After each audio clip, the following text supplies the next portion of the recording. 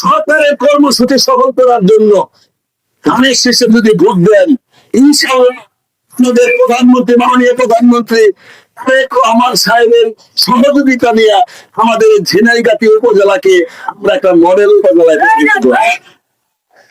আমাদের বন্য হাতের সমস্যা স্থায়ী সমাধান করা প্রয়োজন। আমাদের ঝিনাইগাতি বাজারে মহারশী নদীর বাঁধ স্থায়ী বাঁধ করা প্রয়োজন।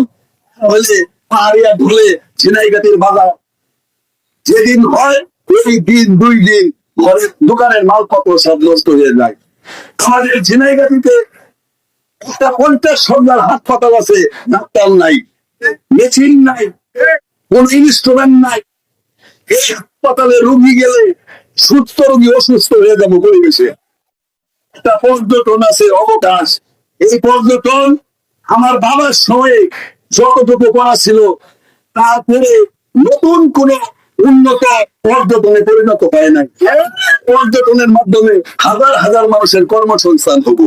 এত ধরনের উন্নতি কোন ধরনের হোটেল মোটেল কিচ্ছু তৈরি করে নাই বিগত দিনগুলিতে। যুবক তরুণদের কর্মসংস্থানের কোন ব্যবস্থা নাই। আমরা যদি এইগুলি না করি আমাদের যুব সমাজ তরুণ সমাজ ধ্বংসের সম্মুখীন। ইউনিয়ন আমরা বলি ঐতিহ্যবাহী ইউনিয়ন। আমরা মনে করি ঝিনাইগাতির রাজধানী এই কিরানি বাজার।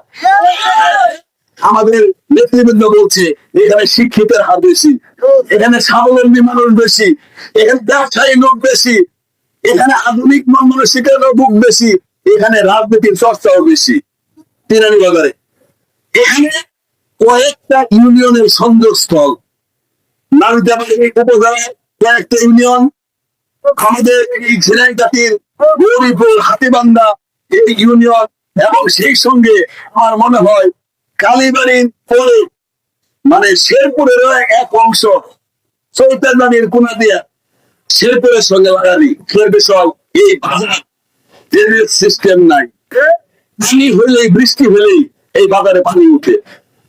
আজকে এই বাজারে সুষ্ঠুভাবে ড্রেনেজ সিস্টেমের ব্যবস্থা করা উচিত। এরকম একটা বড় বাজার, ঐতিহ্যবাহী বাজার, একটা বাথরুম নাই, শৌচাগার নাই, ঠিক কিনা? এখানে এখন পর্যন্ত একটা শৌচাগার গড়ে ওঠে নাই।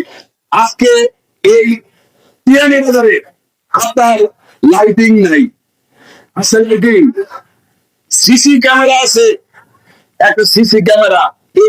এটা কিন্তু উচ্চ বিলাসী পরিকল্পনা না, এটা শুধুমাত্র যদি চেষ্টা করা হয়, আন্তরিকতা থাকে সরকারের জনপ্রতিনিধির, তাহলেই কিন্তু এই কাজগুলি করা সম্ভব। সম্মানিত এলাকাবাসী, এই কিরানি বাজারে হাসপাতাল আছে, এদিকে হাসপাতাল না গরুর গোয়াল, এখানে একটা ডাক্তার নাই, অথচ সরকার স্থাপন করে রাখছে। আমার কাছে মনে হয় এখানে একটা অস্থায়ী পুলিশ ফাঁড়িরও প্রয়োজন। কারণ সরকারি দলের নাম নিয়ে টুকটাক চাঁদাবাজি চলে।